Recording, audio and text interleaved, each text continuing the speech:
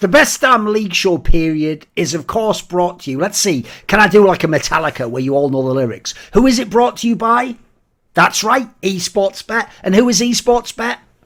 The industry's leading crypto odds matrix. That's right. And you can get a how much deposit? 50% deposit bonus on up to 200 USDT worth of crypto when you deposit with our referral link in the description box below.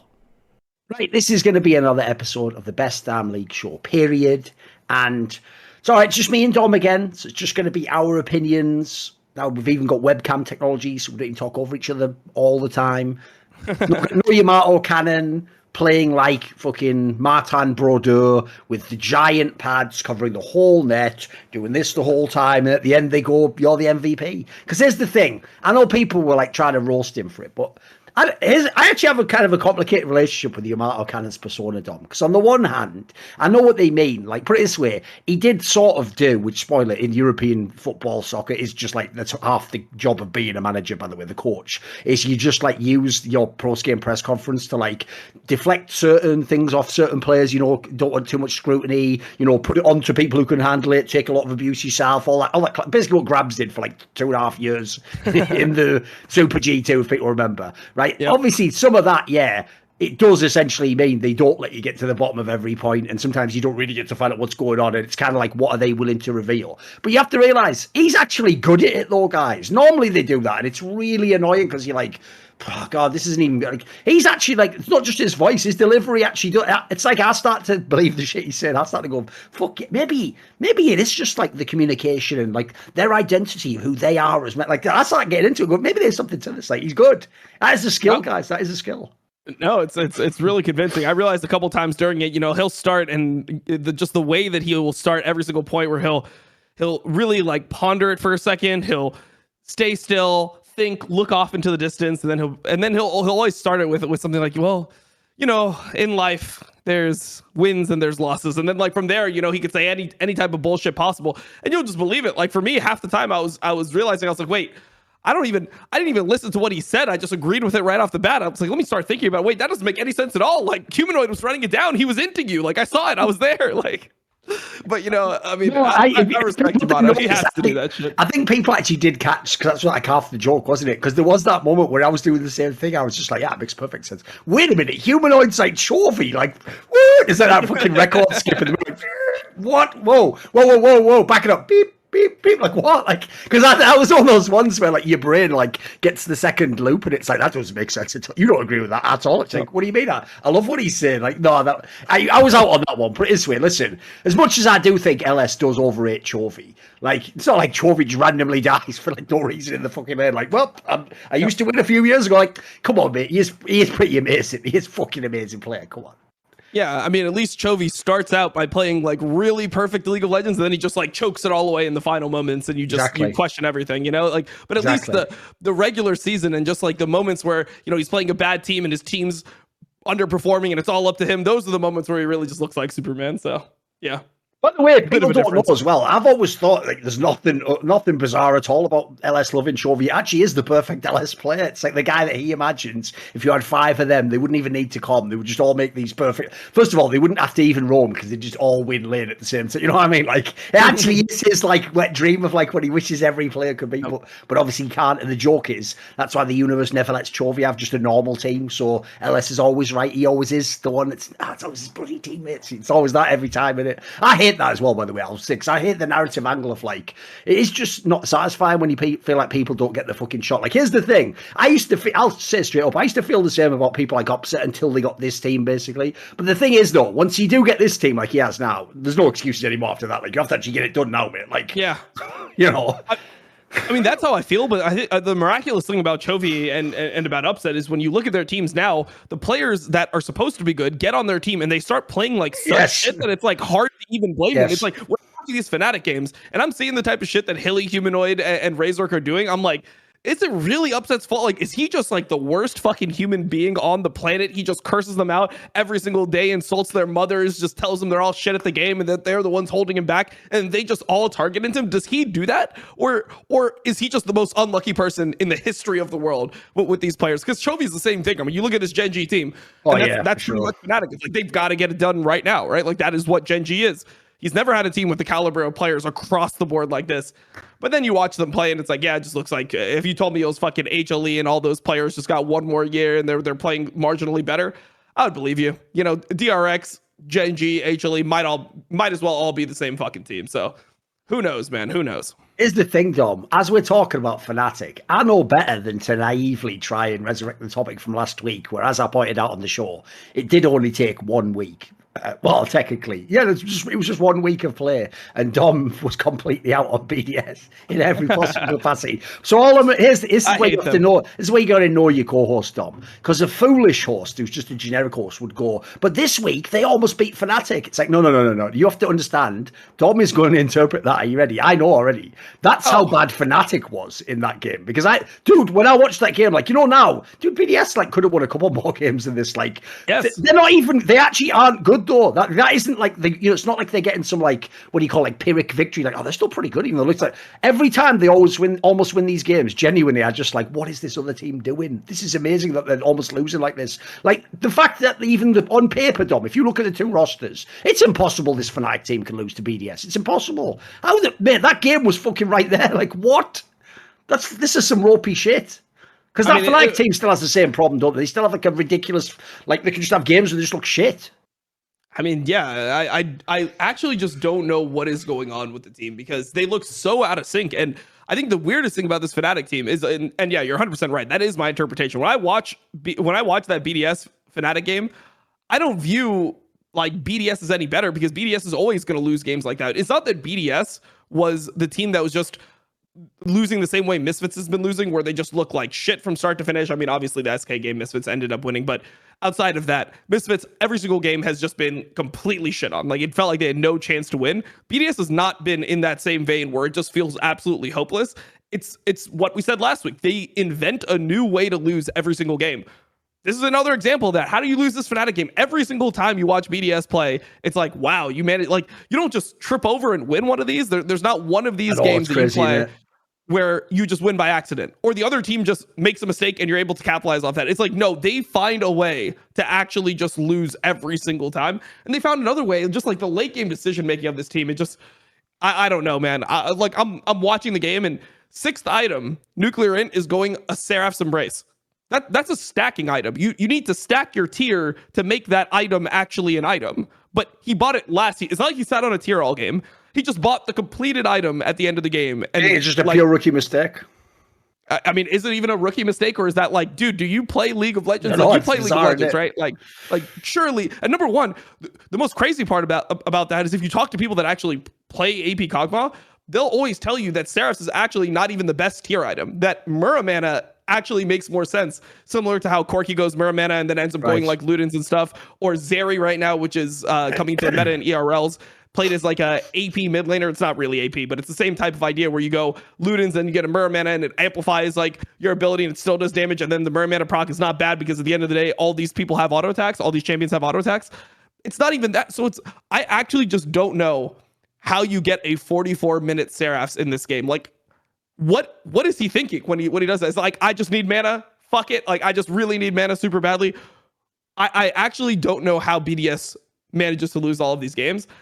And I mean, the games from Fnatic don't look clean at all. I think the weirdest thing is that the two players that are playing the best are Upset and Wunder.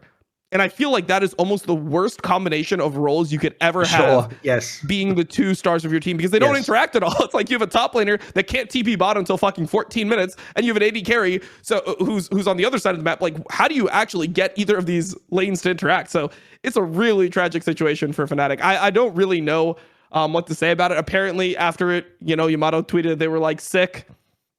I don't know. Maybe they're okay. Yeah, I mean, you have to just take it with the face value. Yeah, I'm not saying it's wrong, but it's just like, for me, the problem is it's not like they just played really bad this week, and then last week they looked really good, and then in playoffs they looked really good. Exactly. It's like they've looked like shit for the last since game 2 of the Rogue series, they've essentially looked like shit. So, I mean, we'll see. You know, they got through the week, I guess. I mean, they got a 1-1 against BDS, like, and Mad. I mean, all right.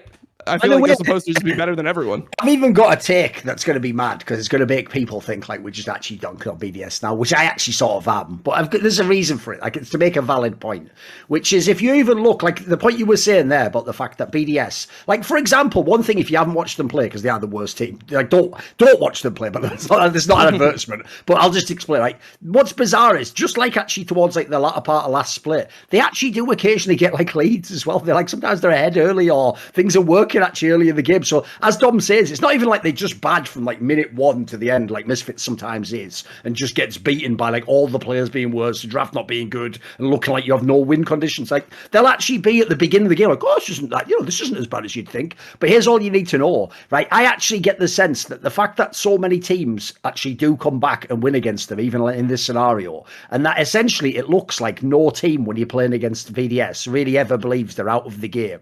That also does imply to me though, Dom, that you just get shit on in every scrim. Like if after the scrims they all think they can still beat you, like they don't respect any lead. I'll give you the analogy, right? There's a classic story that I think it was like it's Kenny Smith off Inside the NBA once told this story, right? Do you know the really iconic? It is from like 2004, so I might be being too boomer on this, but like it's a really iconic playoff moment in the NBA where right at the end of Reggie Miller's career when he was really old, he was like literally like 38 or something mad. He was playing a game against the Pistons the year that they won, and he came down to do like a layup after a steal, and Tayshaun Prince just blocked it, right? It was like a really famous block that like ended the game basically. Basically, the story Kenny Smith told is he said that's what shows you that you're old, because when you're young, he said when you steal the ball, the defender doesn't even bother chasing you because you're in the open court, you're gonna dunk it or something, whatever. But he said when you're old, it's like when you're like this, when you get the ball, you look behind you, and the guy's like in that position, like like his sprint position, like he's like that already, like ready to run you down. It's like that's all you need to know about BDS, even though we're on week 2, ladies and gentlemen. Everyone playing them's like, yeah, it's BDS, so every single lead it's possible to come back. They could throw any fight, we could beat them in any way. Like, dude, like that's you know what I mean? I can't believe in that team. That they're going to mentally boom, dude. There's no way you can sort of have that many. Those are like soul draining when you actually feel like you have a chance and you lose. It's actually better in some ways that you were saying. Just have a team that you feel feels like a dead team. You can just go there like your job and just put your hours in. It's way worse where you feel like you're almost able to do something. You can't win any fucking games, basically. Yeah, I think the problem here is that, I mean, I know from actual just people that scrim them, everyone says that BDS is like one of the worst teams to scrim. I mean, Grabs tweeted out after it that he's like, oh, this is like the best game we've had all week. Now, I don't know if people are actually exaggerating, but I unironically heard that they were 0-20 in scrims last week.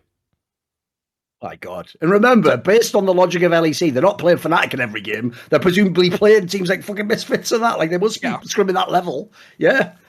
Look, I don't know the accuracy of it, but at least teams behind the scene are saying that they're fucking dog shit. Maybe it's not actually 0-20 because, pro players always exaggerate.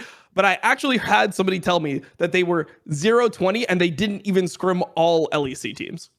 They were scrimming like ERL teams and shit, and they were still 0-20. So, dude, Crowdshot's never getting in this lineup, is he? Come on, man. Come on, just let him in. Yeah. Just give him one game. Dude, there's even like Ezreal and shit in the matter. Please, just one game, please. Like, come on, please, just one. It's Matty had that one good Ezreal game this week, and then suddenly, he just guaranteed a spot for the rest of the split. That was the moment.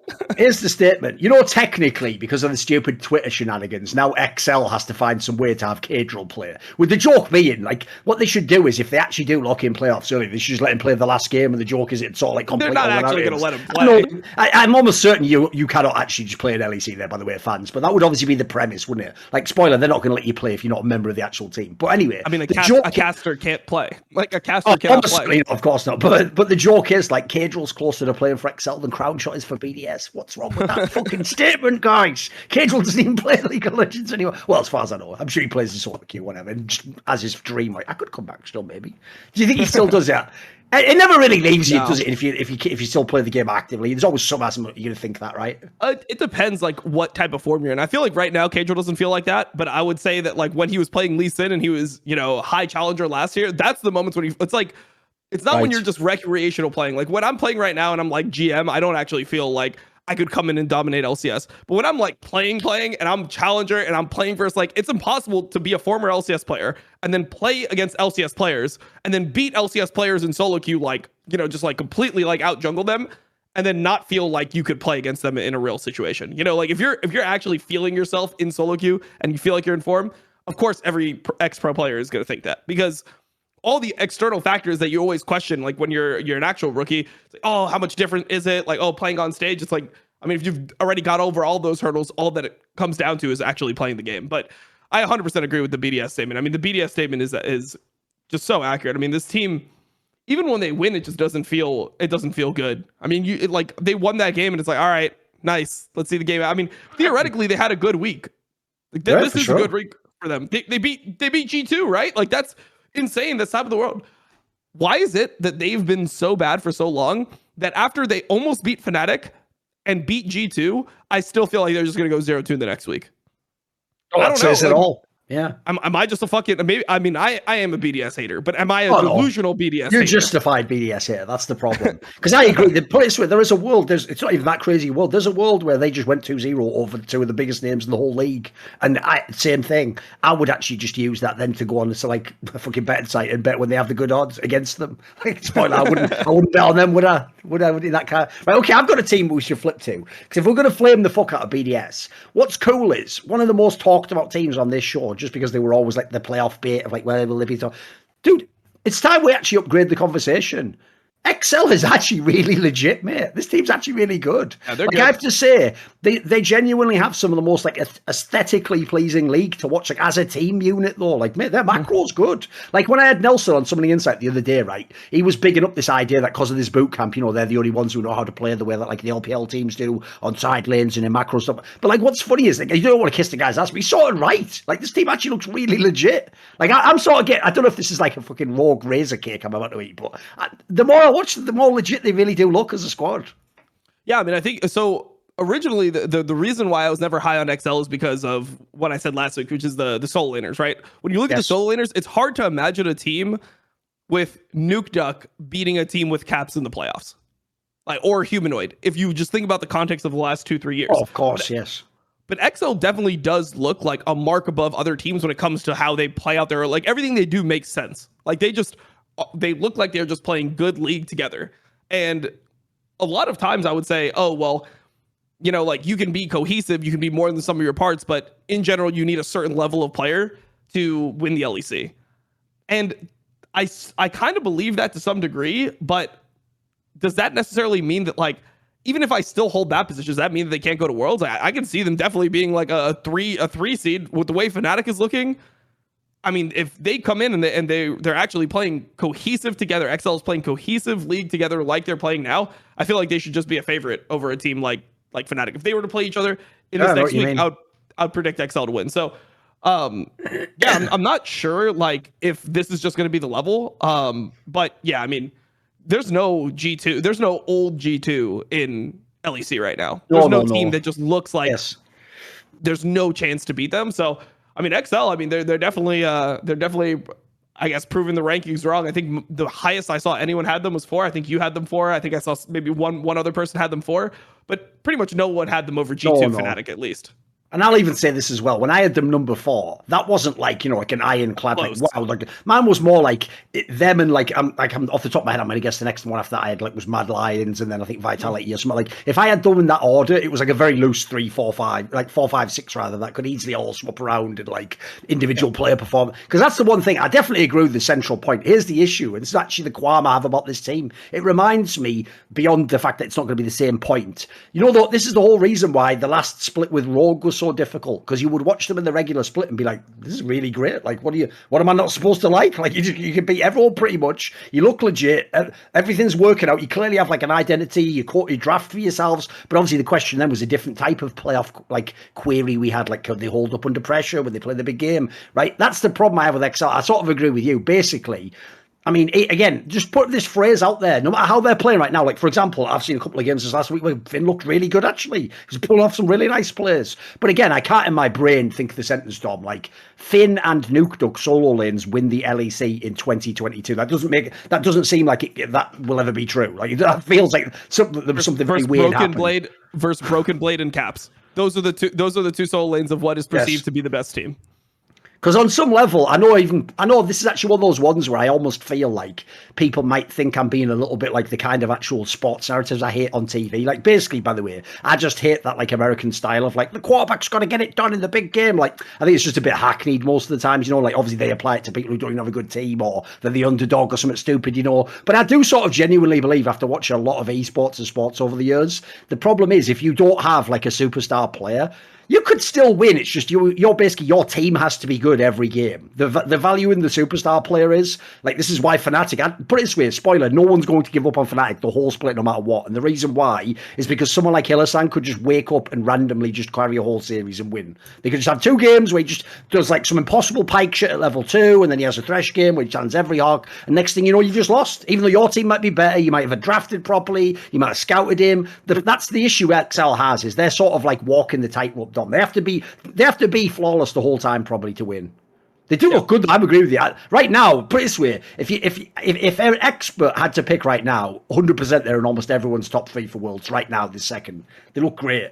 Looks really impressive. Definitely. I like the questions that they need to answer are things that you can't know right now, which is how deep are their champion pools really? Like when teams actually have to prep for XL and they start thinking about XL differently instead of being like, oh, we should probably beat XL if we're good. You know, instead of using this as a benchmark of are we actually a top team right now, or like what is our form? When teams start prepping like, okay, what does XL do the best? How are we going to like hamper Nuke Duck to make sure that we actually have an advantage in our Caps versus Nuke Duck matchup, in our Humanoid versus Nuke Duck matchup? And they start actually attacking, you know, his champion pool, or they attack Finn's champion pool, and you know, like GP isn't available, and like they make it unideal situations for the other picks he plays, like Orin or whatever. How are they going to respond to those moments, and are they going to have deep enough champion pools to do it? And what is the meta going to look like? Because I think right now it's a pretty good meta for Nuke Duck. If Lissandra is super high prio and Corki is really high prio, those are Nuke Duck champions for sure. Like those are champions where he can get through the lane, he can be really useful. But let's say,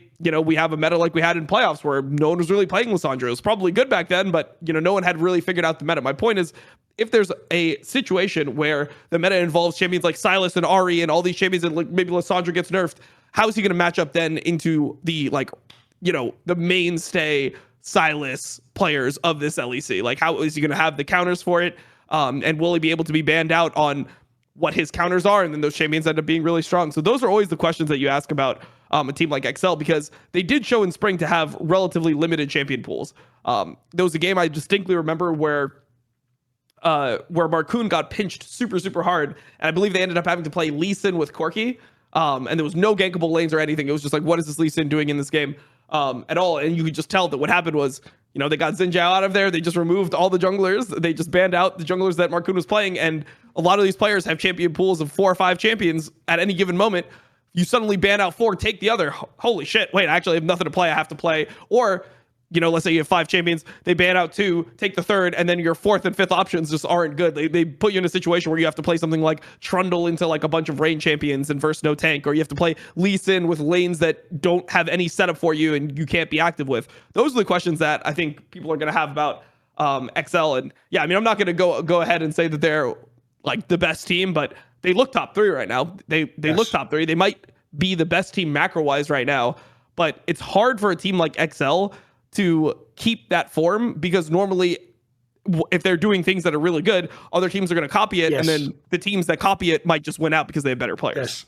Yeah, it's actually the curse of like a league format, basically. Because the problem in this scenario, this is one thing that's actually a little bit of a nuanced point, right? So obviously you'll know that like European soccer is based around, it's just a league. At the end, whoever has the most points wins the league. And then you have other competitions, like you might have a separate cup that's like a playoff format, or you might have like the Champions League that's sort of like a Worlds type scenario. The reason why that's a meaningful point to bring up is because if it's just a league, it doesn't matter when I get the points in the league. I should just try everything I can to get the most points, right? The flaw actually, like you're saying here, the downside, if you're ever really good at the beginning of a split, is you sort of teach all the other teams how to beat you and what you're doing that works. And so what are the odds it lasts like 10 weeks right into the heart of the playoffs, etc. So yeah, that's the downside, unfortunately, to being the people who lead at the beginning of the split every time. Or the other thing I would say is this as well, is in general, even though I said, like, yeah, they don't have the superstar player, one thing I'll give mad props to the actual XLR org or the coaches or whoever made these decisions is how they've managed to roster, though, dude, because they didn't bring all five in at once. They've gradually moved like 1 and 2 pieces in and out, split by split. And these are never, with the exception of getting Mickey X, which is crazy. You can just get Mickey X out of nowhere, just available like 2 weeks into a split or something. With the exception of that move, every other move's like, it's not an obvious move. Like, it's not that obvious you kick out fucking Cries and bring Finn back to Europe. It's not that obvious that you'd bring fucking Nuke in after what happened with him when he was on like the dodgy version of Astral. It's like, man, actually, like these moves are quite subtle moves, and all they've done is put them tiny bit better. And what I'll say is this: as much as they don't have the superstar, the actual flaw of the players is legit, though, Dom. They don't have a single player I think is vaguely bad. I think every player, like I said, I've never been a big Finn fan, but actually he's looking good this split. Like he actually has a champion pool now. He isn't just some like stupid like, haha, can he play a Kled? Like, dude, he looked fine on that. Like, he looked totally fine. Yep. I mean, I think that there was some rough moments in that game in the early game. I think his like early levels were really bad. To be honest, I wasn't completely sold because I thought Elyoya had probably the worst game of his career. I've watched every game that this guy has played in LEC, and at Worlds and MSI. I have never seen Elyoya, who I think is mechanically one of the best junglers, play that bad mechanically as he did in this Lee Sin game. It was crazy. It was like, come on, man. Like, you're going to hit a Q at some point. Like, you're ganking the no flash Gnar that's pushed up, and you have kick, and you kick them back, and then you queued a minion and wasted your flash, and then you somehow didn't kill him. Yes, that was bad. True. There was like 2 or 3 situations where I felt like he should have been able to kill, and the problem is that they were just straight up trading sides of the map. So XL was executing their plays on the bot side of the map. Yes. And Mad was trying to execute these plays on the top side of the map, and then they weren't winning on either side. So that was an absolute tragedy. So I don't know if like I have XL that much higher than Mad Lions. That did look like an uncharacteristically bad game for Elyoya, but I mean, overall, I think that the team is pretty interesting, and I definitely agree with what you said about the places that got the pieces. Because when you think about it, like Astralis was fucking terrible. Like everyone when Nukeduck was gone, I think you were like the only person that I've ever heard say that you still wanted to see Nukeduck like in. I think everyone else went out of LEC. Yeah, they thought he was just done. Sure. Everyone else is like, come on, dude, he's been like 10th for 2 It did look bad now. as well. I'll say it didn't look good for sure. Yeah. Yeah, it looked really bad. So I mean, I was with that sentiment where I'm like, okay, you know, it seems to be a lot of talent in ERLs. At least give an ERL player a shot. Or I mean, I thought, hey, just keep Chekolod. Like Chekolod looked better than Nukeduck. That was a popular sentiment. Yeah, for sure. Yeah, I mean, I felt the same way. So like they got him from a 10th place team. Finn was on the 10th place LCS team. Yep. That was supposed to be a good team. It wasn't like a 10th place LCS team where I was like, but there's nothing he could do. He got just like, no, that was the team that was supposed to be top 6. Broxa, Finn, Pobelter is one of the most successful mids in the history. Wild Turtle is one of the most successful AD carries. Recently, I actually had to do a top 5. Like I was part of a voting panel for LCS for like top 5 players of all time per position.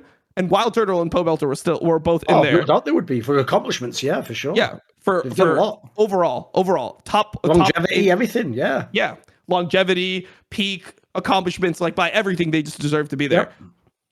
And then Smoothie, who was at one point considered one of the best shot calling supports in the region. So that was the team that Finn was on, and he looked bad individually too. There was some games where I was like, what the fuck are you doing? He would get his Kled counter pick, and he would lose his counter pick lane. Like he would die first blood in his lane where he's getting the counter pick on his Kled. So at that point, you have to be like, okay, man, like maybe this guy's just done. So it can't be understated enough how like low people were on these players. It's not like they had to fight for, you know, Finn and Nukeduck. Like these were players that nobody wanted. Most people just thought were shit. So, I mean, yeah, they definitely saw something in them, and it seems like they're correct. So I definitely give props there.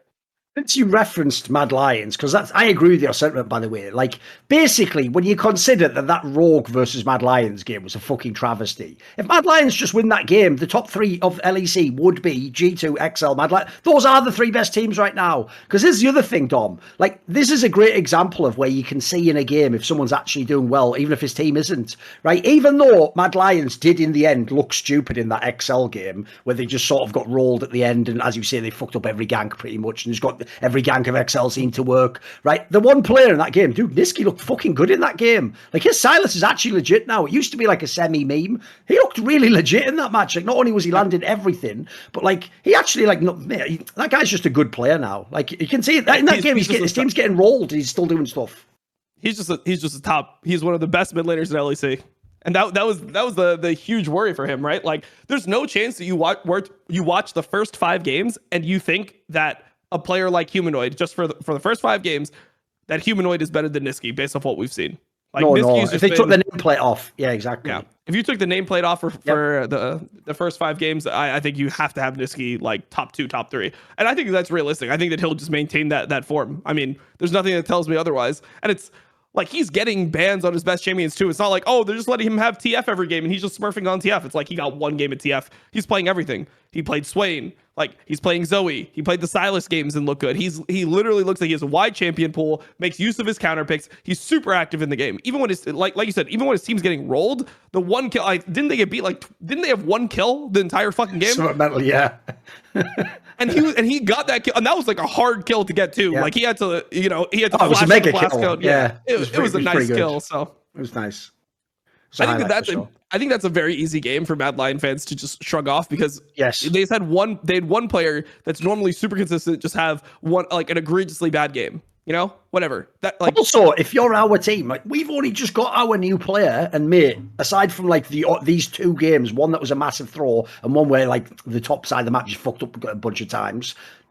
Mad Lions look really good. Like, they're another team. Here's what I love about Mad Lions and XL particularly is G2 at the moment, by the way, we'll get to that in a minute, but they've got everything. Like, everyone's playing well and they're looking awesome, blah, blah, blah. Mad Lions is a bit like XL in the sense as well that, like, everyone just looks like they're in good form again. Like, the team's fine, like, back engaged, like, as an identity, can actually play well. This just shows you, by the way, why the ERL thing of, like, taking people from the RLs and just, like, treating them like a scratch ticket and just being like, nah, I didn't get it this time, throw it away, get another one. That is only going to continue because of splits like this, Dom, because this split does show that you would have been wasting your time trying to do Rika for another split. Because let's imagine you even had some success, maybe he develops a bit more and he has a couple of pop-off games and he starts to get, like, integrated into the shot calling.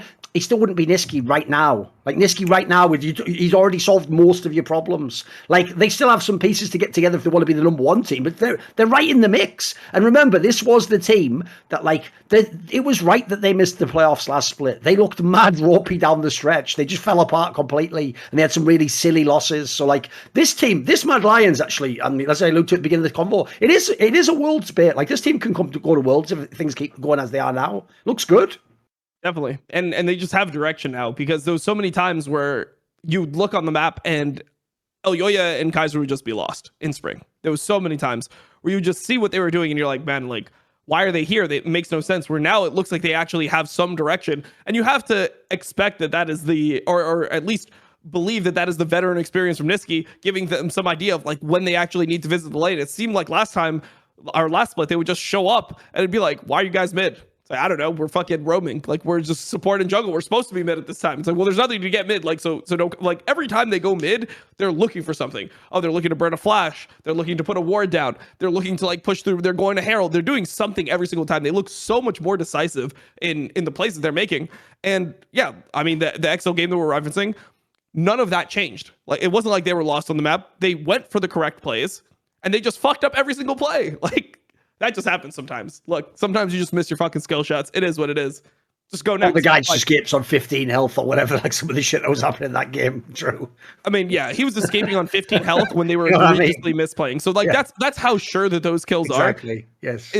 Come on. I mean, if he's escaping on 15 health and you, like, missed everything, it's probably a good gank. You're probably doing the correct thing. So I would love to see what Mad Lions looks like versus XL when they actually start trading sides and they're even going into that mid game. And then we get to see some team fights between these teams, because I feel like maybe that could be one of the parts that Mad Lions ends up, like, just inching out a little bit of a lead. So yeah, we'll have to see how they progress. But I mean, I'm still feel the same way about Mad Lions. I don't think that they're right now the best team in LEC or anything. But I mean, I still have them top 3, top 4.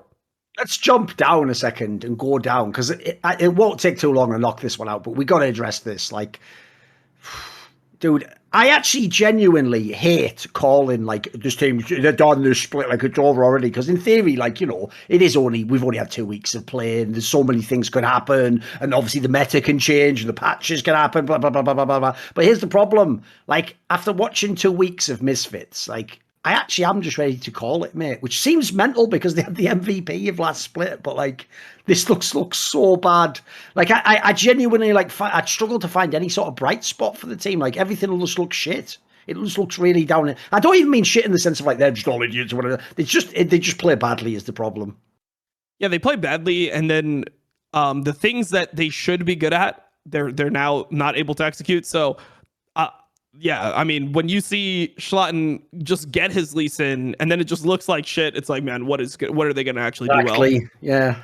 Like if they were still banning the Lee Sin and Schlatten wasn't playing it and, Neon wasn't on hyper carries yet and he was just trying to play the meta, maybe I could still be like, well, like they just need to figure out a couple more champions that are going to like open up the rest of the pool, and as soon as they have, something else that's threatening in some regard, then some of their champions that they're actually really good at will end up, dropping through ban phase. Because if there's an OP champion and there's a fucking Lee Sin on this patch, you're probably going to be banning the OP champion. My problem is that, like, when you see Lee Sin from Schlatten, it's like, oh, this isn't even a good Lee Sin. Like, this is, yeah, I don't know. There's no threat in the game. So I feel like Misfits is just bad. I mean, they beat SK.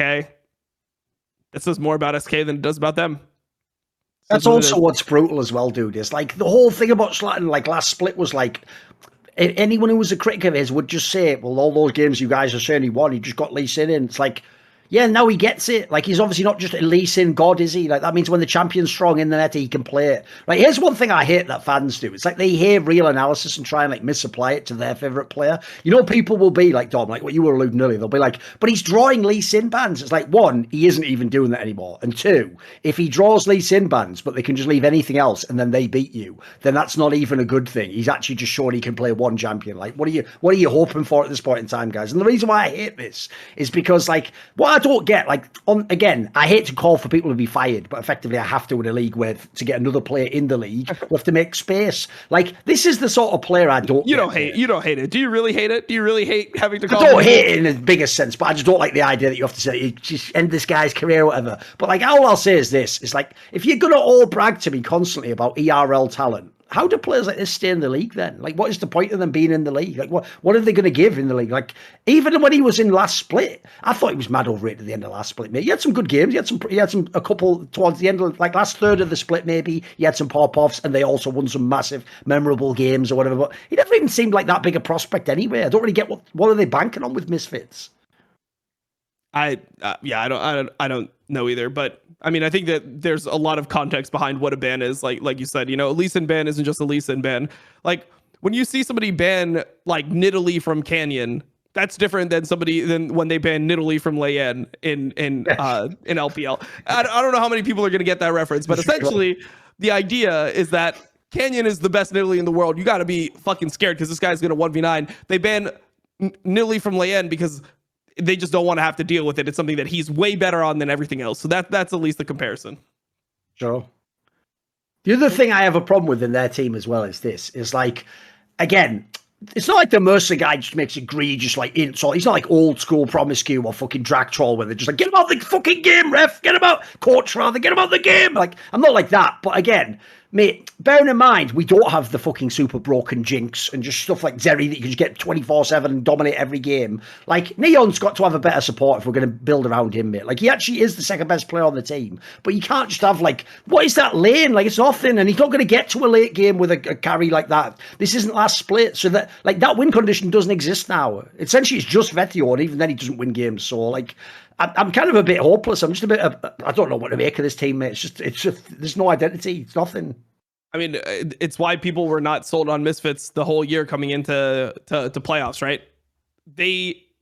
There's not very many metas where you're going to be able to play something like a Jinx, where you'll be able to have just this one champion that can just win a team fight and just win you the game instantly. Like, it's that quick. Like, oh, if you get one, not even win a team fight, like get one kill in a team fight, like somebody overextends, Jinx just cleans up the rest of the team. That's a very specific situation. And, you know, people were just saying, hey, just ban Jinx. And I mean, that's ironically what he ended up saying on Twitter. He's like, oh, well, if I'm actually just a Jinx player, just ban Jinx. And then teams did it and they just like lost every single playoff series. It's like, oh yeah, well, when they tried the reverse psychology, like playground, it's like, oh, well, you should do it then. It's like, well, they just did, so that didn't work, did like, it? Yeah, they did. The bravado didn't work. Like, I mean, we're right then, or like, I don't really understand. Exactly. I mean, it is what it is. Like, what else are you gonna say? Like, actually, I am just a fucking Jinx player, and if they ban it, we're fucked. Like, what else can you say? So, I mean, I respect it. It is what it is. You gotta at least try the mind game. It's better than just accepting it. Like, yeah, no, we really are overrated. We do actually. So it's like I said, though, Dom. Part of the reason why, though, is remember when we're complimenting him winning Jinx games there, we are talking about in a team that isn't that great as a team, and in a team where he's got a rookie support that no one was impressed with. That's what I'm getting to is like, put it this way, I'm trying to think who it would be now. Like, who could I even pick to come in? Like, okay, I'll give you an example. You know, a couple of years ago, maybe when he first came to like SK Gaming, how like the level Limit used to play at. I mean, I would love to see fucking Limit with someone like Neon again. Like, that's the sort of fucking give me, and obviously not like in the modern day. That's why I said 2 years ago, obviously. But like, I need a player like that. Like, I need an actual strong support player. And let's fucking get going with this lane. Then we've got something in this team. We've got that. They've got the mid and the bot lane. Then like, we need more in this bot lane. Well, I mean, the obvious one would be their academy player, which is Vander. Like, that would be their, of course, yeah. Like, Vander is right there. I mean, I don't know. I guess people just think that Vander is not that good anymore. I mean, the Misfits. To be fair, the Misfits team in LFL. I mean, look, true in his career, but he's another one with fucking crown shot. We need to make like a team. Like, what would this team be, Tom? So obviously it's got like I mean, listen, Niski's back on a team, so it's gonna have to be Jizuki mid lane now. I guess it's Jizuki mid lane. No. It's like fucking or crown shot ADC.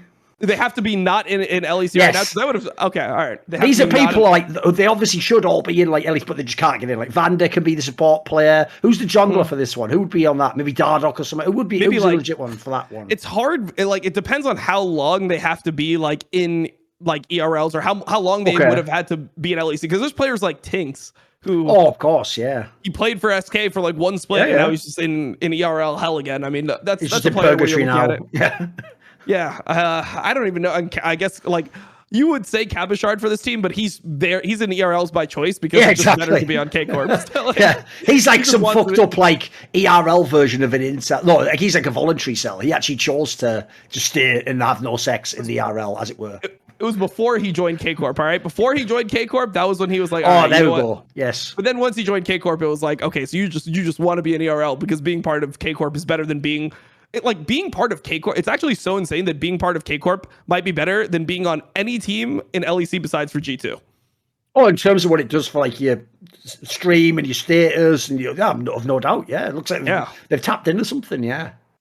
I mean, the thing is, it's like even if the K Corp fans overrate players, it's like impossible to see so much positive sentiment around a player and not not have it even subconsciously affect you where you're like, oh, that guy's like, pretty good. Here's what's funny. What you're talking about now is actually what I just noticed years ago, right? Here's the problem that fans have when they go on Reddit, right? If you ever say something, Dom, like, this fucking Reddit's so biased towards TSM, what people will do is they'll just pick out like one random thread that was like, fuck Reginald. And they'll be like, no, it isn't. Even though if you actually look, we're talking about like a widespread trend, right? We're not talking about one incident. So what you're talking about there is basically what I've been annoyed by for so many years, specifically with TSM and Fnatic. Because I've always felt like what you're saying actually does happen. When you've read a million comments that overrate, like an obvious example would be like Reckless or someone, or Bjergsen or whatever. When you've read a billion comments like that, even if you're the skeptic, it's like they keep shifting where the argument's taking place, and you have to to some degree you do go with them. Yeah. Like you yourself go like, wait a minute, I think he's even worse than that. Whatever. Even I've been sort of like skewed over here after a million of these convos gaslighting the fuck out of me. You're right, it does happen eventually. Yeah, like if you're like, I think Reckless is like the third best like AD carry in Europe, right? And then somebody tells you, well, I think he's the best in the world. It's like you somehow end up in a place where you're like, okay, well maybe he is like the greatest AD carry in European history and the best AD carry in Europe, but he's not as good as like Viper, right? Like that's where you end up. That's the compromise you're going to reach. Yeah, exactly. The compromise is so insane. But I mean, yeah, I think that like That's actually something that I think would be interesting. Is I want to see if LEC actually does go with the rumors and expand, because I do think that that's an organization you just need in LEC. Like, you just need K Corp and LEC with the fucking fandom they have. And the interesting thing is, will K Corp actually want to join LEC?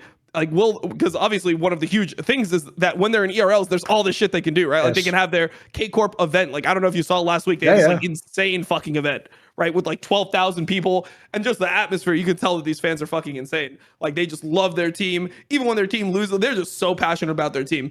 And then, like, the other thing is obviously that their owner is a streamer, and and he has the co-streaming rights for their games in LFL.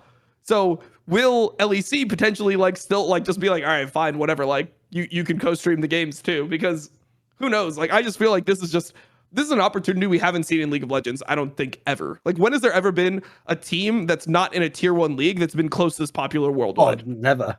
I mean, like, it's ridiculous. Because the problem as well is, the key thing is, like, as you say, it's not even just only French people. Like, they actually have a mad European fan base. Because, like, obviously you could find some Brazilian or Turkish team that the fans go nuts for, but only their fans, obviously, like, not the whole fucking world. Because I agree, by the way, based on a lot of the business things I'd heard, even going back to last year, I'd heard similar things that actually might not even make sense for them essentially to come into LEC. Because what people aren't thinking about here is, like, as much as they have like a cool roster for the RLs, you're gonna have to spend way more in the LEC. You're gonna lose all those promotional things you just described. Like, it actually might even financially make more sense to stay in the RLs. You sort of min-max, but essentially they're the team in League of Legends that is min-maxing the best out of every org dom. Like, they do spend a lot, but relative to, like, look what they're able to get for it. Like, they're enormous. Bearing in mind they're not actually even in LEC. They're not even Astralis in theory, but they have, like, I'd rather be fucking K Corp than Astralis, obviously.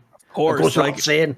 I mean, it's getting to the point where it's like, would you rather be Fnatic or K Corp? Like that. Like, I think that G2, obviously, if you're still winning and you're able to put out all the, and like you have the worldwide fan base, and like it's more spread out, I think that that's probably slightly more valuable. But it's like, I mean, would you rather be on Fnatic or K Corp right now? Like, for your brand, it's way better. I mean, we saw what happened like with Adam, right? Like, Adam was on K Corp, fucking had more followers than the rest of the team in like one split on K. He didn't even do a year. He did one split. Like, you don't see that type of growth. So, I mean, that's a side tangent, but I think that it's one of the most interesting storylines in Europe right now is like how, like, you're actually getting more numbers for a regional league team than for LCS teams.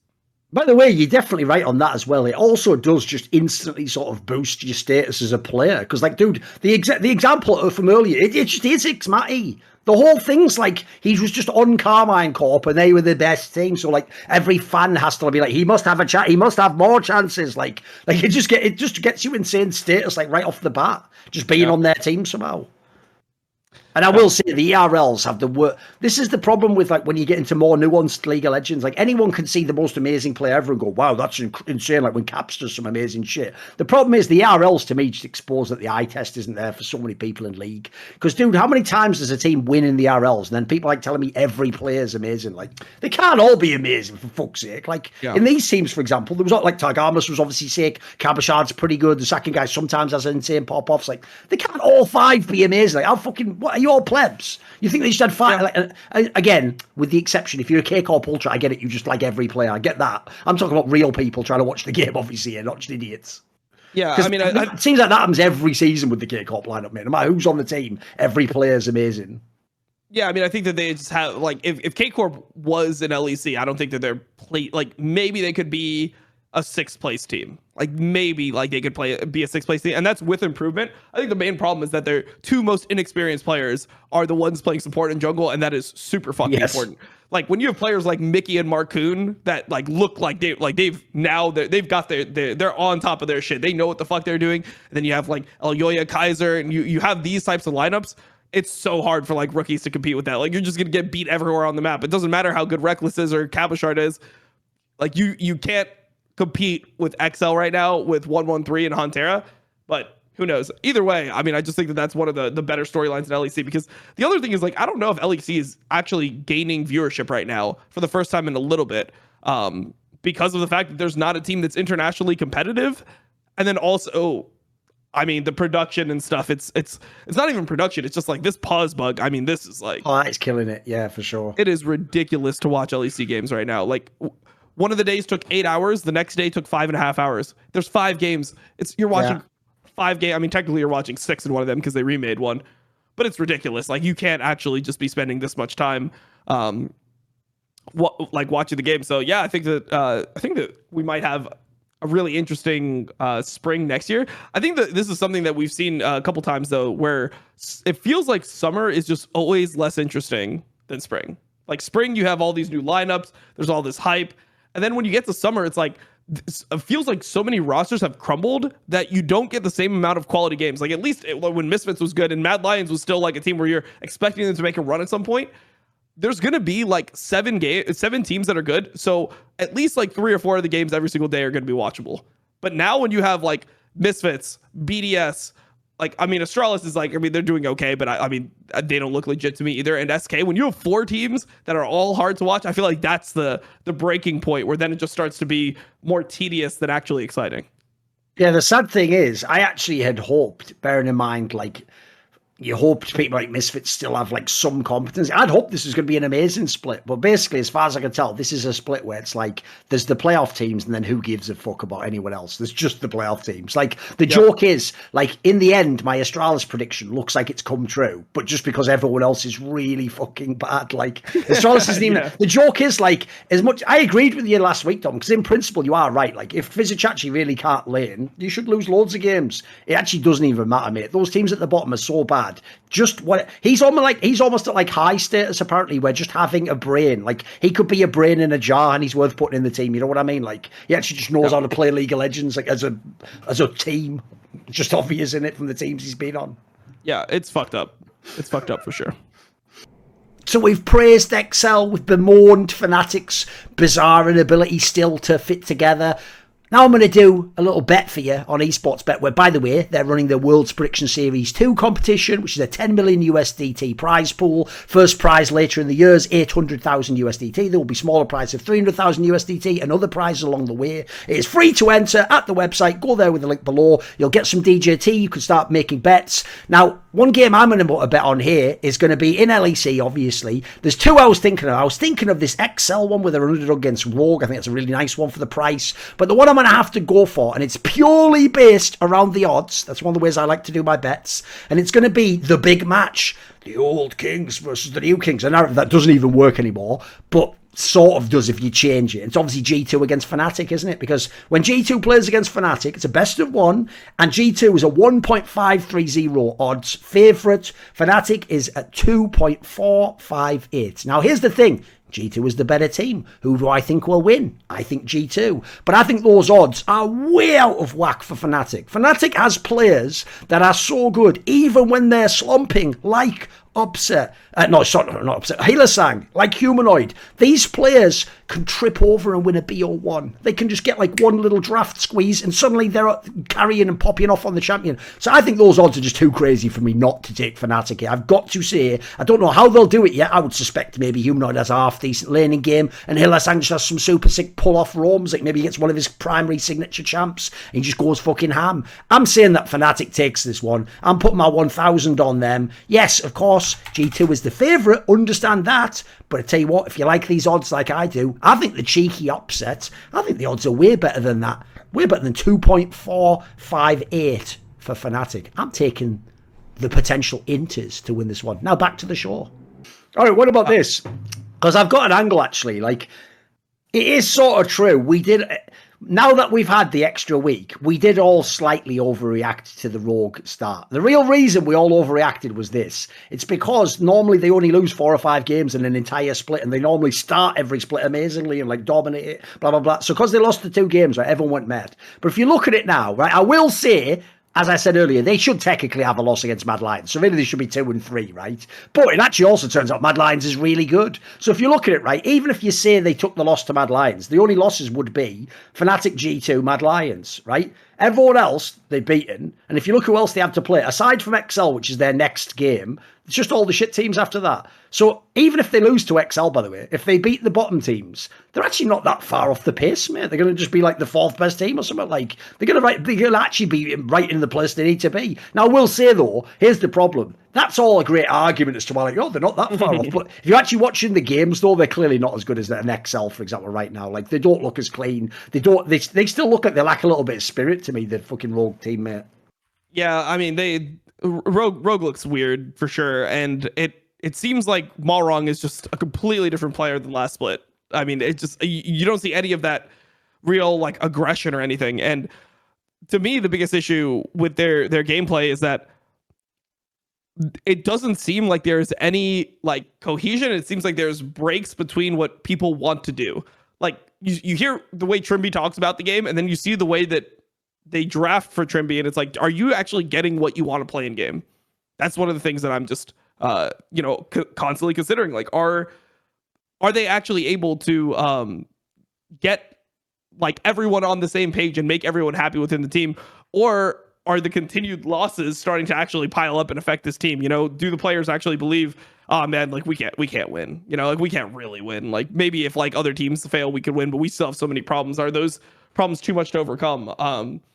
And yeah, I don't really know. It feels like, everyone talked about Malrong a certain way. You heard Ilyoya's interview, you heard pretty much every coach, even us on the show, everyone was saying, hey, like the way Malrong jungles, it's not long term going to actually be Oh, mate, a lot of people, if anyone doesn't know, obviously some people just only watch casually, right? A lot of people might not know. When we were talking about it was actually even about after they won that upper bracket series in the playoffs.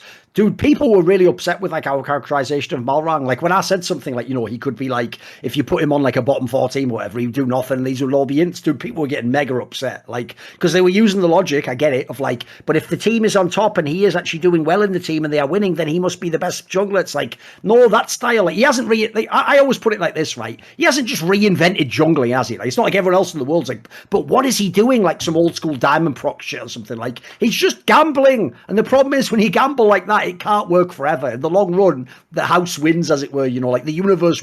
You can't just get every gamble in off at like level 3. If you could, it'd be a different fucking world for junglers. Yeah, definitely. And just there's a reason why every jungle just starts farming more and being more efficient as their career goes on, because you start getting punished for these types of things. And once people have identified the way that you're playing and they're just not dying to your ganks, you're just down 20, 30 CS every game. And then that just transfers into everything else. Then you can't contest the objectives, you can't fight.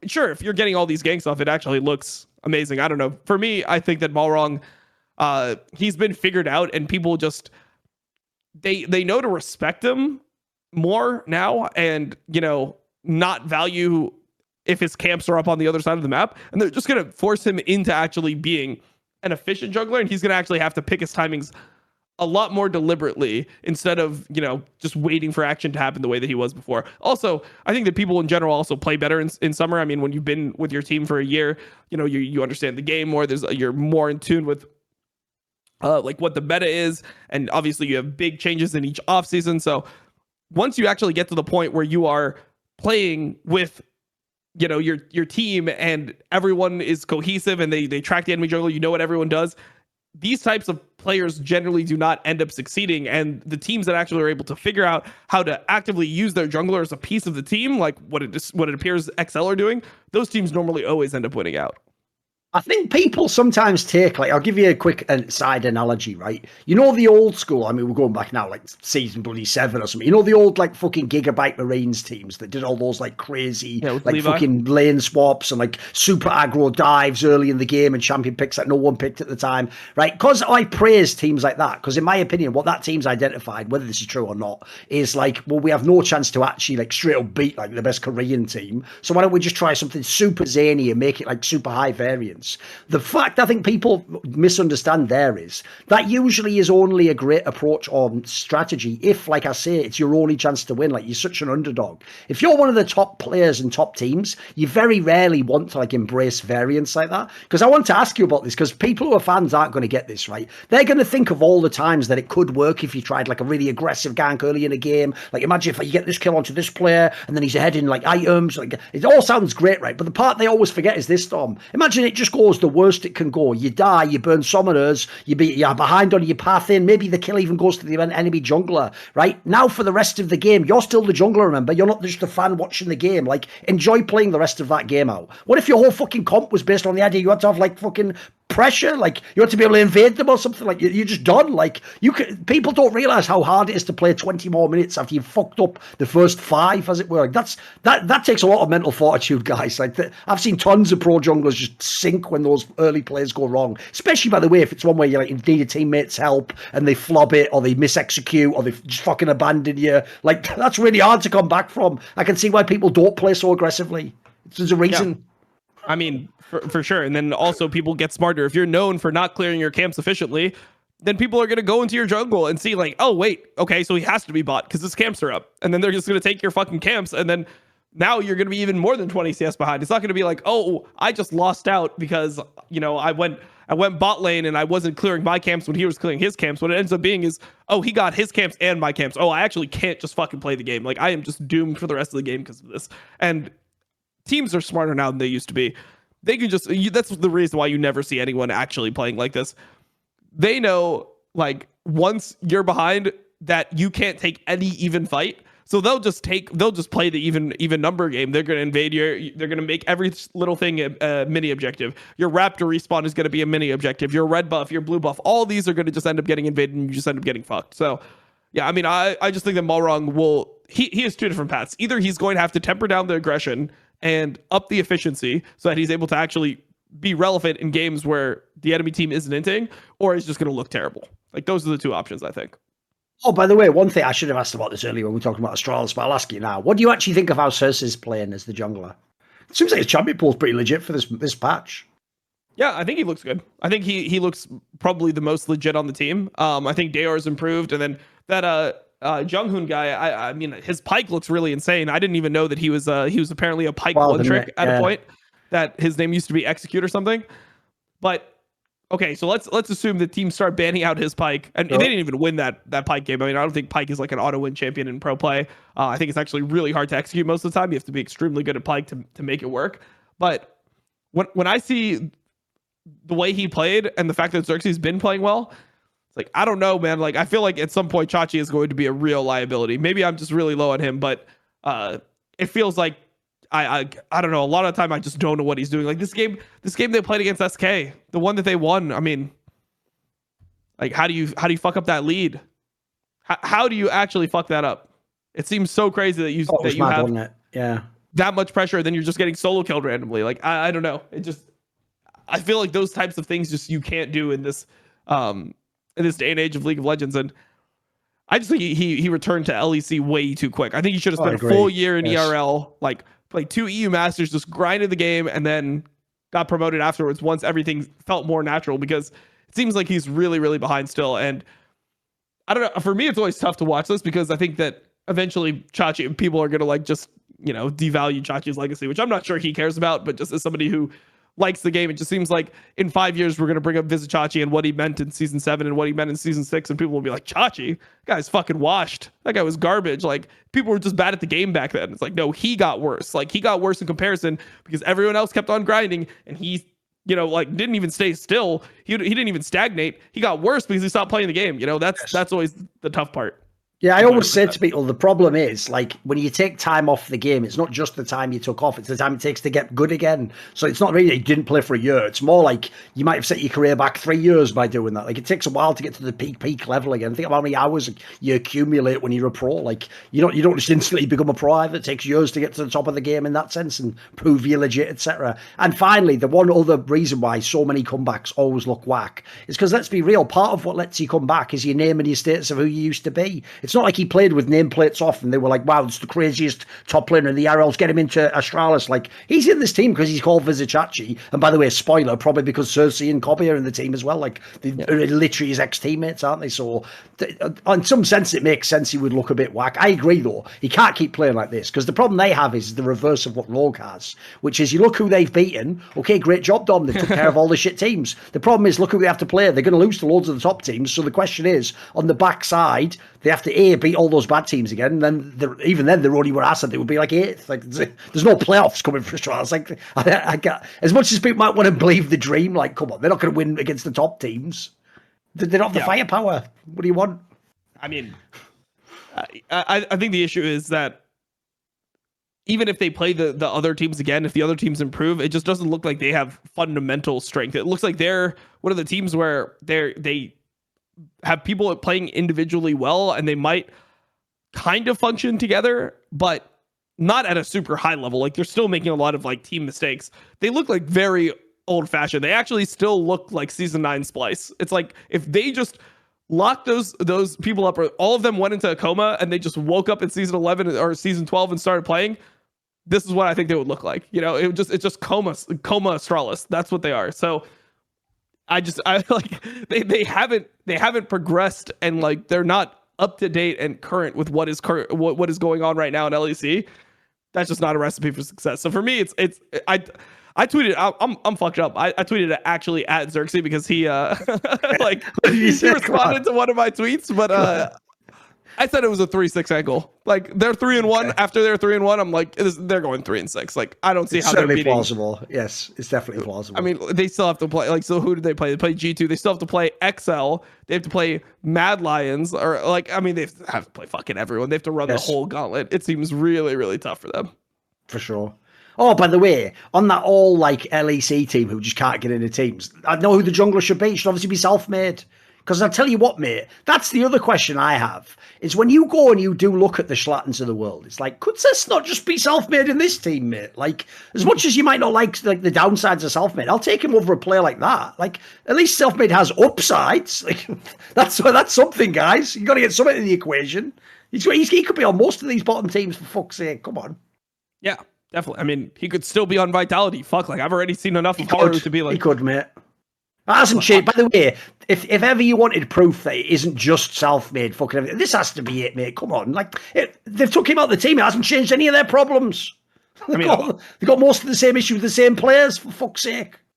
They have the same issues. And then Haru isn't even like this dog jungler who's following around the lanes and making really intelligent plays. He's actually playing so scared. And I don't think that he'll get enough flack for how bad he's playing, because it's not obvious. Like, he misses every opportunity on the map. He is never in a fucking lane when he actually needs to be in a lane. His like vision control, he is literally just a bot. He's clearing his jungle, but somehow less efficiently than the enemy jungler, and he's not ganking, and he's not like even covering lanes, or, you know, in the right spots where he's forcing people to back off turret, or he's like there for a dive timing. He's literally nowhere on the map, and he's just AFK for me. And then even in the team fights, he doesn't even look good. It's not like he's mechanically playing well in the team fights, but he just like takes a kill every now and then. So people will be like, oh, all right. I mean, he didn't play that bad. He's like 2-1-1. Like, it's Alfari that's running it down. It's their bot lane that's fucking inting still. But I feel like he looks like the worst player on the team to me. It looks like he is actually just missing every single jungle timing that he has in the game. And, you know, like, he's just lucky that in the crucial moments, like, Perkz is just running it down really badly in one fight, and he's just tanking all the aggro. You know, there it is. Perkz ran it down. Oh, that's why they lost, because as soon as Perkz died, then the Nexus exploded, so it must have been his fault. I'm not saying that Perkz and Alfari and Carzzy are playing great. I don't think that they're playing exceptional at all, but they're definitely playing the game. Haru's not playing. He's AFK farming. He's AFK farming the jungle. I said it on the street, I could fucking do that. If you put me in LEC and it's like, okay, your job is to just not look like dog shit. You're not going to help your lanes. You're going to be useless. You're just going to sit and clear the jungle camps. Anyone can fucking do that shit. Like, you have to start playing jungle. You have to start doing something. And it's so frustrating to watch him do nothing. And I feel like that's part of the reason why you see the egregiousness from like Alfari or Perkz or Carzzy, is because they just want something to fucking happen. They're like, yo, like, we're not doing anything. We're slowly losing. Like, we got to fucking put our foot down and make something happen. So, I mean, I was somebody who was flaming Carzzy a lot last split, and I was really down on Labrov, but I actually feel like right now Haru is really doing them a disservice with the way that he's playing jungle. I feel like you can't play like that if you're a jungler in a competitive league. You have to like sack up and do something. Even though this isn't really what they're doing, I'm joking when I say this. It's like, I always bitch, right, that I hate that even in LEC, you see loads of times where, like, supports and jungles just kill steal. And it's like, bro, we needed that kill on the carry. Like, the joke is, like, it actually low-key, if you wanted to just make plebs on Reddit think you're playing well, you should kill steal all the time if you're a shit player on a team. Like, if you have the chance to just, like, fucking last hit that guy and just get that kill on your guy when it's a dragon fight, mate, people are going to be stupid enough, like you say. They're just going to load the... Because the sad thing is, they do this stuff. They act like it's basketball. They let you can look at the box score like you do in basketball. You know, in basketball, if it says like I went 14 for 27 shots, I probably had a really good game as like a shooting guard or something. Like the odds that I was bad and I cost my team the game are very low because stats work differently in that sport. It doesn't work like that in league. They try to do scoreboard watching like that in a way that doesn't even make any sense at all, does it? It just doesn't work like that in the game, boys. It doesn't. No. I mean, you look at that game that he played on Wukong, and he is behind in farm, he's behind in objectives, and he hasn't ganked a lane. How can the other jungler do all three? It's not possible. If he's spending time doing dragon, then he should not be ahead of you in farm. Like, you should be able to counter jungle him, dive a top laner. Like, there's no way that you can actually be ahead in the plays that you've made and the objective game, and be ahead in just your productivity of just killing minions in the jungle. Like, it's just not possible. So it's not only that Haru is playing poorly, it's that he's so unsure of himself. He's like so insecure with every one of his map movements that he just ends up wasting time. He'll just go to an area that he shouldn't be in and just like sit there and look around and be like, oh fuck, I'm not supposed to be here, then go back to his jungle. Like that's not jungling. That's not LEC level jungling in 2022 at least. So I mean, look, I know, like, maybe it's a Bo waiting room. I don't know if he's even going to get here this That was what they implied, right? That was the real player they're waiting for, some shit, right? I mean, look, I could not imagine Bo playing like that. He's too inherently good at the game. Like, either he's going to fucking run it down or he's going to just be, like, smurfing. There's no in between. Like, I cannot see him doing this. This literally just looks like somebody that doesn't know what they're supposed to be doing. So what you're saying, Dom, is you could see Bo fixing Vitality's game. Yeah, I definitely could see him. I could see him fixing the match for sure. There you go. Right, I've got a question for you because here's the problem, right? I think I can summarize my whole problem with the G2 roster like this. First of all, I have no problem with them in LEC. They look great. They are the best team. Fair play to them. They're better than I thought they would be, and they're better than some of the rosters I hoped would be better than them. They split. My main problem is obviously because they won LEC and I saw them at MSI. I'm always thinking of them shadow boxing them going to Worlds. Like, what are they going to do when they play against the best team from the LPL, the best LCK team, etc. Right? The reason why, like, I think G2 as a team, if you look at their org, has to be a study in, like, the culture / personality fit of players. Because this lineup is almost inarguably way worse, like, skill-wise, role-wise, than the classic super team lineup. And what's funny is, it's also, on paper, worse than the lineup they had with Reckless. But the reason why this one works so much better than the Reckless lineup, despite the fact in theory it had better players, is because, mate, you could even summarize it in one sentence.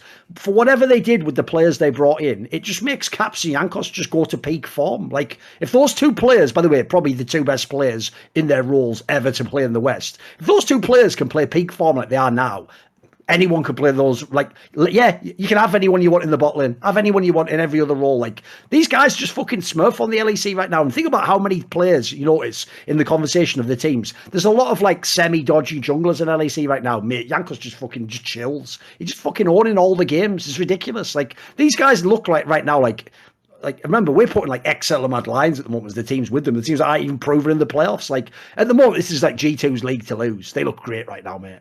Even when I'm saying, like, even when they just lost to BDS, like, I don't care about that game. They're really good. Look, for me, it's so easy because people that know my stream recently, I've been watching like LPL and I've watched LCK off stream. I hate this Vi champion. Everyone is playing it. I saw it actually 2 days ago too. Yeah. Or no, maybe it was yesterday at this point. I mean, all the days blend together when you watch fucking LPL 3 a.m. But Kanavi played Vi, and every single person that plays Vi just looks so fucking useless on this champion. I don't know if I think it's such a trap pick because I think it's one of those scrim picks where you probably just get a kill every single time you get your ult in a scrim. You know, people just go forwards all the time in fucking scrims. Yeah. That sounds like a perfect scrim ability. Oh, like I just cue the wall, ult the mid laner. They can't do anything. What happens when they actually start warding your camps and they're playing passively and then they're not even playing the same champions? Because in scrims, everyone wants to try new picks for the week. And, I'm sure that all the mid laners want to, like, they're like seeing like, oh shit, in LPL, they're playing Talia and Swain, like, or like LCK, like you're seeing like Talia. If they are seeing those picks, okay, cool. They're going to try to play those in competitive and they're not going to, or like in scrims, and they're not going to be as good at them. What happens when you get on stage and it's like, it appears that we are just playing Vi into a Lissandra. How the fuck are you ever killing a Lissandra? That, like, the counter to Vi is Zhonya's. That champion has a built-in Zhonya's. Well, it looks like we're fucked. and just the other part about it is that it's single target. It's not one of those champions where it's like, okay, well, it doesn't really Yes. need to get the ganks to like be useful. Looks like it fucking does, to be honest. And then the other AD picks, if they're not going to Kog'Maw or something like that, dude, if you're playing into Lucian, Ezreal, if you press R on those champions, you're gonna end up behind their backline. You're gonna somehow end up like in their fucking tier 3 turret whenever you click that R button. I don't know. I'm just not sold on this champion. So when I see G2 pick that, I don't think if they're playing a game where their life depends on it right now and they're not playing against BDS and it's playoffs, so That was just an experimental draft. They were just fucking around a bit. Yeah, I mean, it's something that they're probably seeing other regions play, and they're like, oh, like, well, if other regions play it, like, we got to figure out why it's good. It must have something. And then they play it in scrims, like, oh, now we can kind of see it. And then in the game, they're like, oh, this looks like a Vi game. Like, subconsciously, you're playing against BDS, right? Like, yes. So they probably have in the back of their minds, it's like, we'll probably beat them no matter what. They're probably not vocalizing that to each other. Of course, yes. Yeah. You just mean like an unconscious sentiment. Yeah, of course. I'm not the all thought. Look, as an LCS player, LEC player, you know who the fuck you're playing against. Yeah, like, yeah. It's that's why there's always these trap games that people drop all the time. Yes. This was a trap game, and then even more than it being a trap game, they just grief themselves with their own draft. So I don't even care about that BDS game. They still look like they should be the best team. Yes. Oh, on that point, by the way, that's like a part that, like, to a fan might seem a bit confusing, because it's basically the same sentiment as when I say that, like, look, obviously every player consciously thinks I want to win and I am trying 100%. But when you play someone you think is way below your level, just unconsciously, you're not actually going to apply yourself 100% most of the time. You're going to sort of skate a bit and wait and see if they test. Like, basically, the best example of this is if you know Counter-Strike at all as a pro game, it is insanely rare anyone ever wins a map 16-0, Dom. Even if it's like the best team in the world playing the opening match against the worst team in the tournament. And the whole reason why is because actually, believe it or not, usually to get a 16-0, the teams actually have to be like comparably close, and then one team has to try really hard. Because what happens is if I'm really the best team in the world and your team's shit, I'll just win 16-2. Like I'm not really like trying like to I must win every round, like because I know I'm going to win the game. I sort of take my foot off the pedal a little bit and I cruise to victory. So I will say I think it's definitely that. And also there's even a logic, by the way, as to why I actually think this specific game against BDS, it is totally fine to fuck around in the draft, because it's another principle that I also take from Counter-Strike, which is I hate it in Counter-Strike where people only play the maps that they're good at, because the premise goes sometimes you have to be able to trick people in the veto. So what you do is against bad teams that you know you should beat anyway, sometimes you do play a weaker map just to show that, look, I can sort of play it, or you have to at least consider I might play it. In a game like this, against if you're G2, like it's certainly making playoffs, you already got a chance for Worlds, for LEC. Also, you're the top team in the league right now. And BDS, like we're saying from scrims, I think every team's checked out on them and thinks they're shit, and nobody respects them. So, like, of all the games, this is the perfect one where, like, true, it didn't work. But if you, let's say this had looked amazing, and the Jankos had like smurfed on the Vi, then they'd probably get a fucking free ban from it next time they play like Fnatic or something, you know, like, that actually could have worked out with their. I don't mind that one. Like, yeah, that's why I agree. I don't care. This is fine for G2, for BDS. Who gives a fuck, mate? Yeah, great. You got that one win. See how that works out for you at the end of the split. I mean, to me, it's just a glorified scrim. That's what it is. They want to try a champion. Like, they probably tried it in scrims a couple times, and they want to see what it's like on stage because, you know, people obviously play different. So they're just trying to source information. I don't care about it literally at all. It is what it is. They lost to BDS playing fucking Vi. If Jankos plays Volibear, game's over. It's over in Champ Select. They don't need to show that they can beat BDS with fucking Volibear Ahri. You know, just pick something else for Jankos and see if that could actually be useful later on. And you know, it could be useful as the season progresses if other teams have to know, like, hey, shit, like they actually play Vi, so we can't play these mobile champions. Like we have to play, you know, the Lissandras of the world. We want to play 80 carries that, you know, that have the ability to survive a Vi at least. I don't know. That's at least how I view it. The only team we didn't talk about, it's one we even almost just, I think we just straight up skipped them last week, but we'll just briefly touch on them now. It's SK Gaming. Right, dude, I'll tell you the real reason why we haven't talked about SK. Because the narrative is just the most boring in the LEC. Like, they're just not a top team. They're not even really, like, bait to be in the playoffs this time around because certain teams getting better.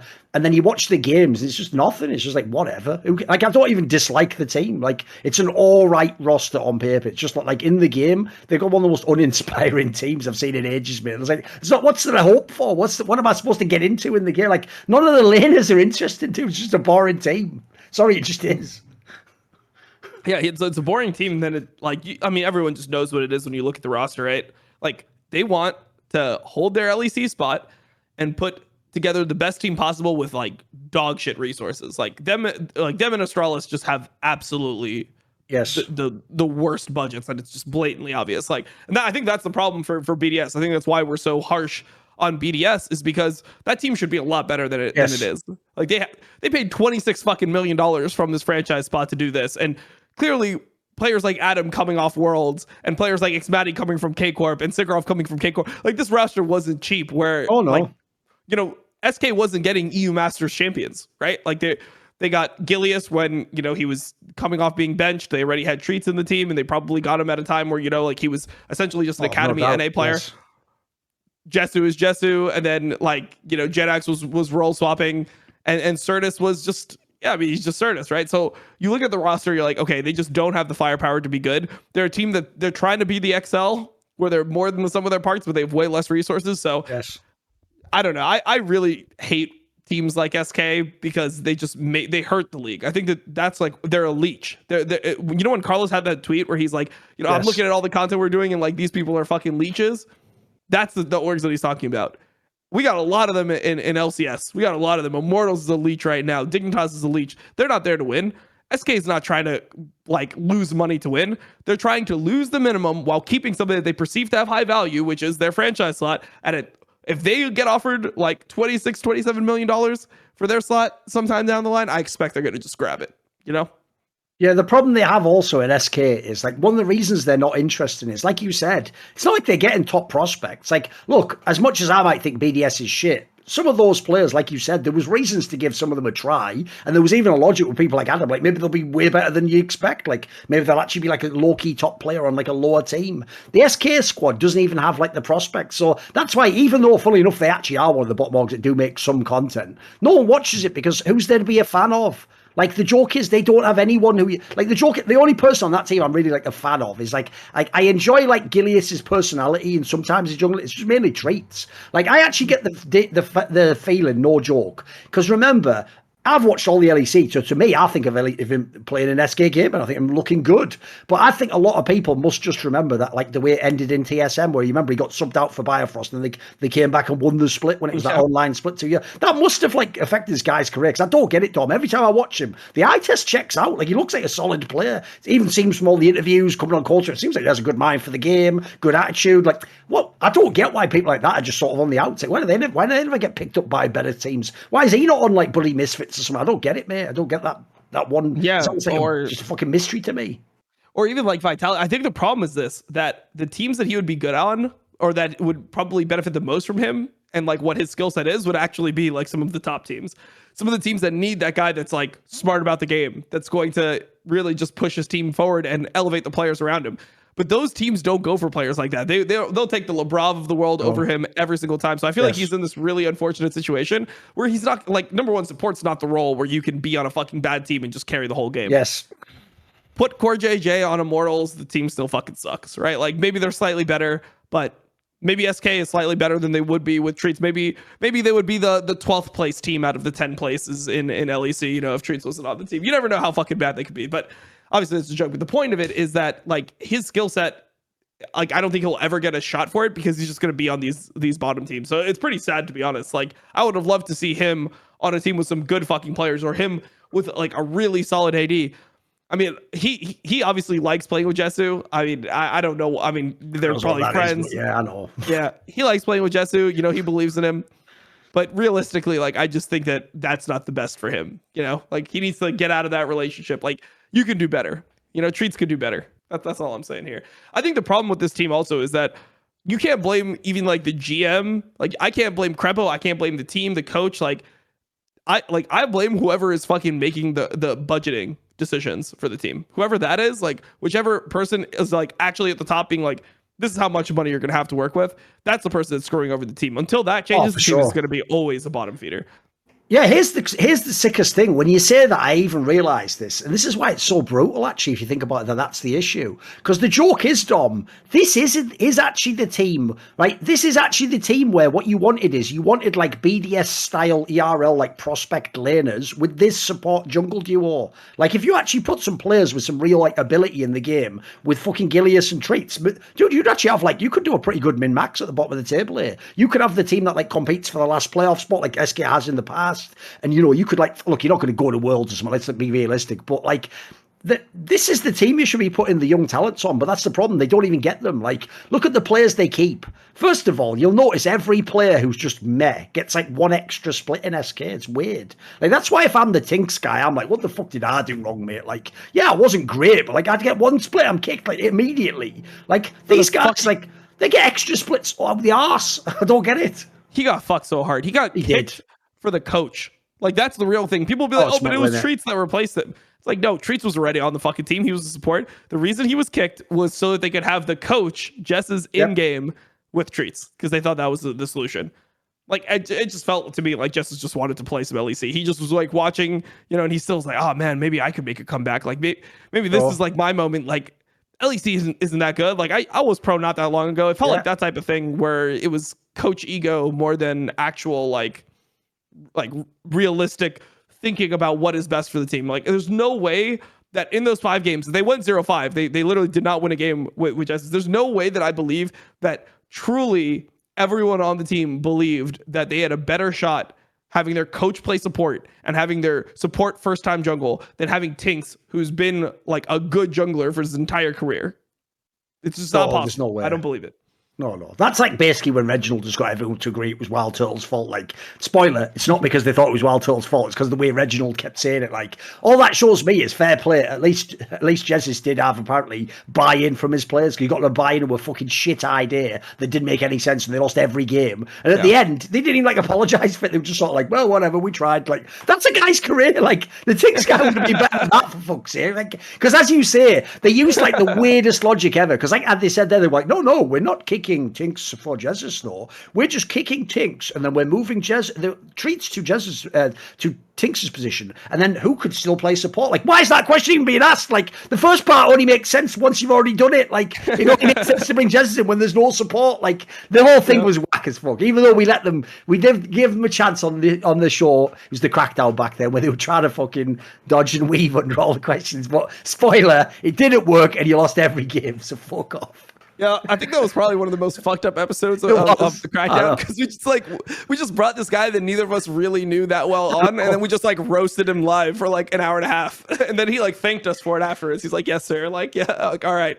Like, that was great. People don't know. Like, usually if we give people a hard time, or even if we usually just bring them on the show, it's usually going to be someone like we know on some level. Like if people don't know this, unless they're just really ruining the convo, I'll very rarely actually be like rude to people with banter. I do that to break the ice when I know they can take it, or it's some angle that like it's a famous angle that 100%. Everyone memes on them, you know. But like in that particular case, that was one where I almost just like felt bad. But at the same time, every second I would stop feeling bad because I'd be like, he just said some absolute nonsense. Fuck it, I'm going to go in there. Like, what about this? You know, like there's also that element where like it's like fucking just being a troublemaker, like, maybe I'll push this a little, poke that guy a little bit, you know what I mean? No, for sure. I think part of it was also, it's like, like he was the GM for SK at the time, right? And it's hard to like, even though none of it is probably his fault, because he's probably in the same situation that Crepo's in, it's like you take out a little bit of that hatred on SK, on the guy that is representing SK, you know? Like, it just naturally like bubbles up. But yeah, I mean, most of the time when you see me like flame people, like if I'm flaming, like, I mean, pretty much, I don't know if we've had a guest on this show. I guess Young Buck would be the only guest we've had on the show that I haven't had on a co-stream where, you know, they're on the fucking co-stream. They're calling me old, ancient, all this shit. Like I'm flaming them for whatever like bad result they recently got. That's just normally the dynamic. It's like we're fucking with each other. That one was just like, no, like we were actually like a little bit angry like during that one. And then we just like ended it abruptly. We're like, well, fuck, like if you're not going to say anything, then the show's over. Like it was. I love that. Was too much. I love that. It's like I actually do that even on Summon Insight. If there's ever like a really awkward silence, just watch. I think it's funny because the thing is, I'm so comfortable in interviews. I can wait a second to pick it up. So I'll always like let the other people that start like, getting nervous and start trying to say, "Oh, just say some stupid." What about like?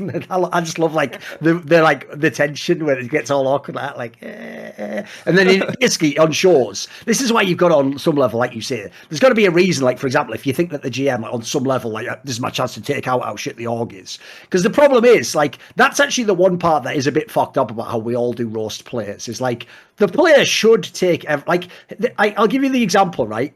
You might think, I'll give you a random one. Like maybe someone thinks that like Sword Art should never be on TSM, for example.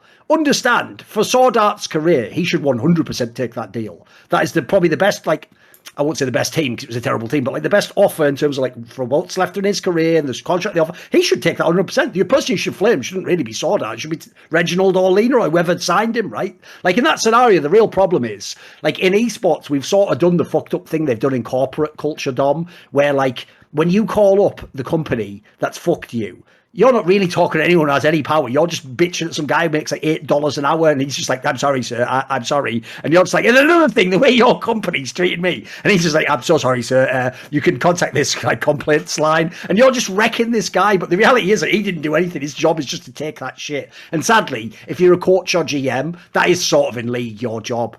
Because that's the thing, like, really it's the orgs we hate, not the players who had a shit game. Because here's the thing, Dom. They say you're only as good as your last game, so let's wait for the next games to talk about some of them. Or something.